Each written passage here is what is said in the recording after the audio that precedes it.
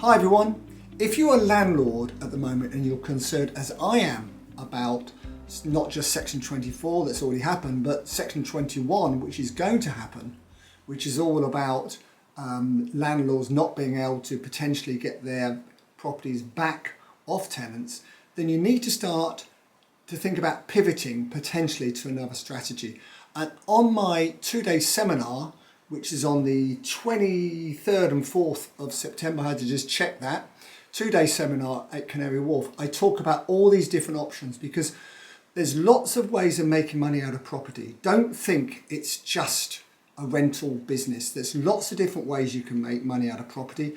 It's really up to someone like me to explain them all. I've done all the different options there are just about in my 43-year career, and it's really up to you to decide which option, if any, you want to take.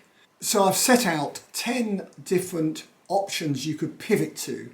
Now on my seminar I talk about more than 10 obviously, but this is just a video to explain exactly what is all possible. So if you've currently got a property and you're renting it, number one, you could look to sweat the asset. And what I mean by that, if you're doing a normal buy-to-let, interest rates have gone up, the return's virtually nothing, then certainly you could perhaps look to rent the rooms out on an individual basis. That certainly helps. The type of HMO type of business you could create using the existing property, because don't forget, it may not be worth your while selling that property. If you bought it a long time ago, you could have an awful lot of tax to pay. So you may want to refinance and all sorts of things. We talk about refinance at the seminar as well.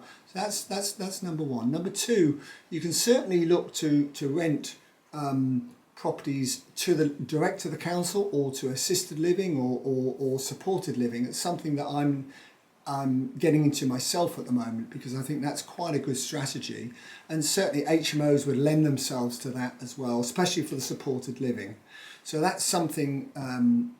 That's number two. Number three, of course, the now famous permissive development. In the last few years, the permissive development you can do has been widened to include shops and all sorts of different things. We talk about that.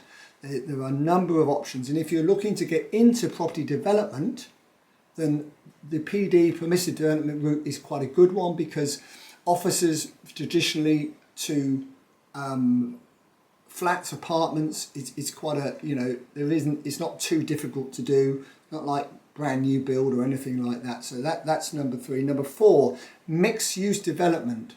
This is where you might have a shop on the ground floor and perhaps flats above, so you're buying an investment that you might be able to sell the flats off upstairs and reduce your costs and what the commercial investment will stand you in at downstairs. So it could be that you want to develop the upstairs from offices to flats under PD. So that's number four.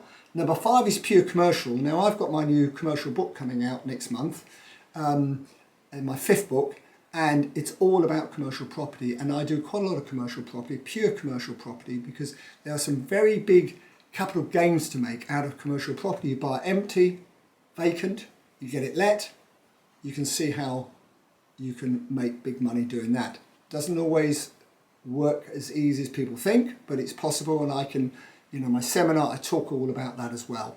And I give you examples. I can give you examples because I've done it. And that's important, that I can tell you the bits that have gone right, the bits that have gone wrong in my 43-year career. Residential, pure residential conversion, including listed buildings. A lot of people shy away from listed buildings, grade 2 star. I do a lot of them at the moment. I'm just converting a grade 2 star former Lloyd's Bank in Southwold into some beautiful apartments.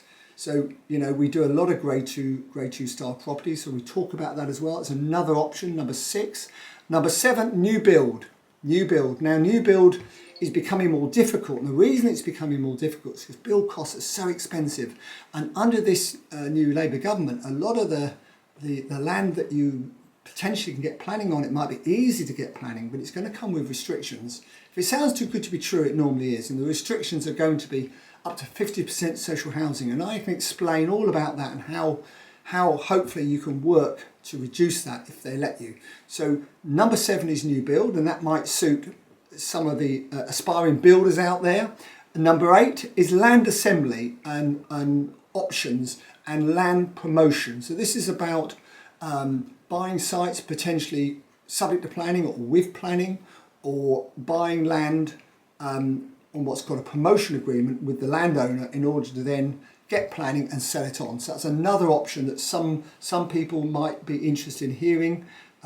It doesn't take too much cash up, and the profits in that can be large.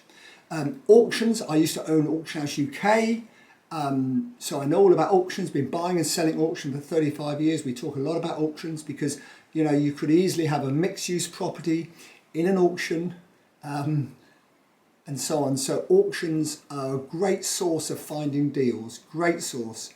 So we talk a lot about auctions, and while we're talking about auctions, we talk about trading properties, because I trade a lot of properties. I buy and I sell, and I can show you how to find these deals, how to do the deals and make money that way as well.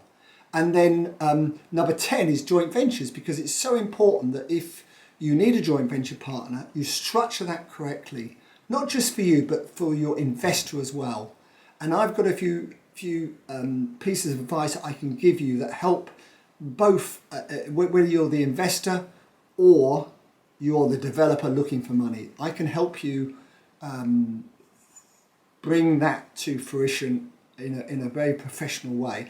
So there are 10 points I'm going to be talking about, helping landlords to pivot to another property strategy.